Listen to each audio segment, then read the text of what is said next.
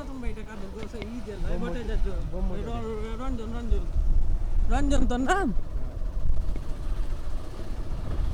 ওরা দোগাছি থেকে উঠে এসে মনে হয় বাস করছে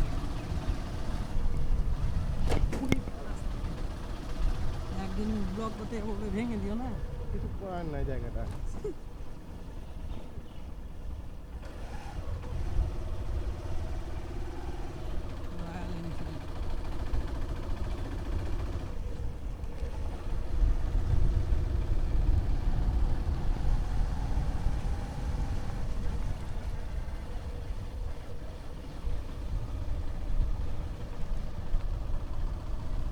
কালী পূজা হয় কখন? এটা হচ্ছে কালী পুজো হয় এখানে আর এটা হচ্ছে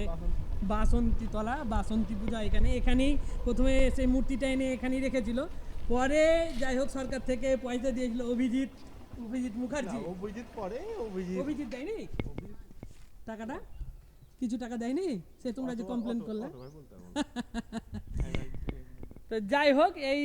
এই মন্দিরটা এই যে পিছনের যে মন্দিরটা দেখতে পাচ্ছ এটা হচ্ছে নবনির্মিত নতুন মন্দির এই জায়গার এই মন্দিরটা মানে অনেক পরে স্থাপন করা হয় যখন নারায়ণ মূর্তিটা খুঁজে পাই 2016 সালে এখানে লেখা আছে জায়গা আমাদের অত মনে ছিল না 2014 বলছিলাম আমরা 2016 সালে এই মন্দিরটা তখন এই মূর্তিটা শেখ পাড়া বা মুসলিম পাড়া থেকে এনে এইখানে প্রতিষ্ঠা করা হয় প্রথমে তো একটা ত্রিপাল খাটিয়েছিল তারপরে ওটাকে আবার মানুষেরা হয় পয়সা দিয়ে তো অনেকে পয়সা দিয়েছে তো এই যে অন্বেষা সরকার 55,000 টাকা কে সব দান করেছে অনেকে দান করেছে দান করার পরে মন্দিরটা হয় আর সামনে হচ্ছে ওটা হচ্ছে বাসন্তী তলা বা বাসন্তী মন্দির বাসন্তী পুজো এখানে হয় মা দুর্গার একটা অপর রূপ বাসন্তী মা বাসন্তী তো এখানে হচ্ছে বাসন্তী পুজো হয় এই সময়তে আমি আসতে পারিনি অন্য জায়গায় গিয়েছিলাম তো সামনে বার যখন বাসন্তী পুজো হবে তখন আমি আসবো চলো নারায়ণ